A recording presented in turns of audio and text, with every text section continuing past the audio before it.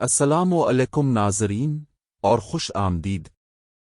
آج ہم ایک ایسی عظیم ہستی کی کہانی لے کر آئے ہیں جنہوں نے اپنے علم، عرفان اور جہادی جوش سے پشاور کے علاقوں کو منور کیا۔ ہم بات کر رہے ہیں شیخ المشائخ نور العلماء حضرت سید محمد یونس، جو دنیا میں خواؤ بابا کے نام سے مشہور ہوئے۔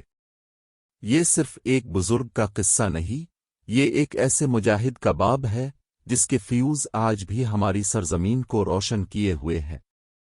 پیدائش، تعلیم اور روحانی فیض۔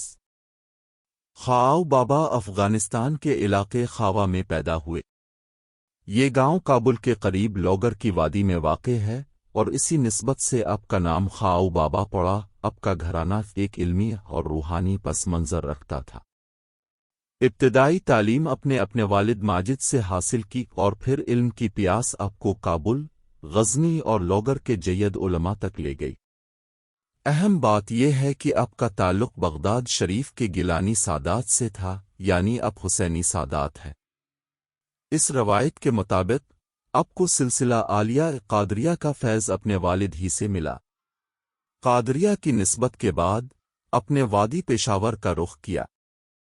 یہاں آپ کی ملاقات اس زمانے کے بہت بڑے روحانی پیشوا حضرت اخوند پنجو بابا سے ہوئی۔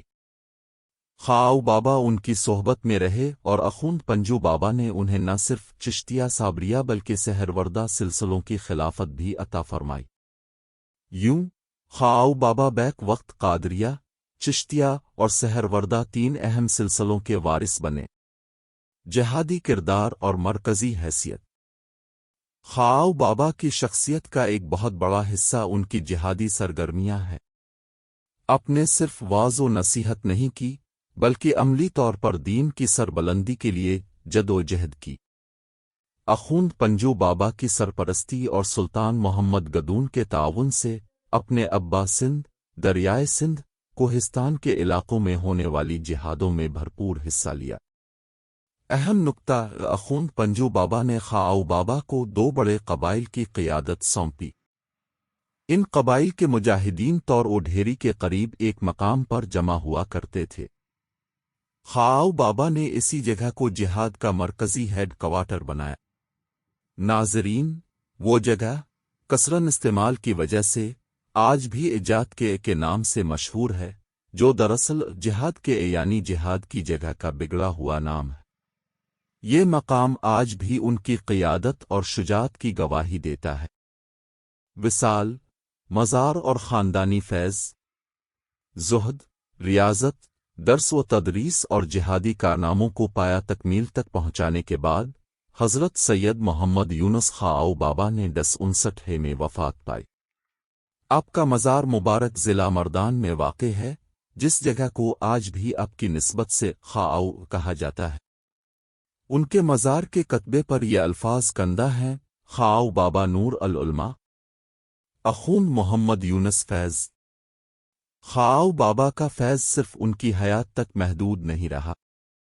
آپ کے خاندان میں پشت در پشت بے شمار روحانی پیشوا اور علماء دین پیدا ہوتے چلے آ رہے ہیں، جنہوں نے علم اور روحانیت کی شمع کو کبھی مدھم نہیں پڑنے دیا۔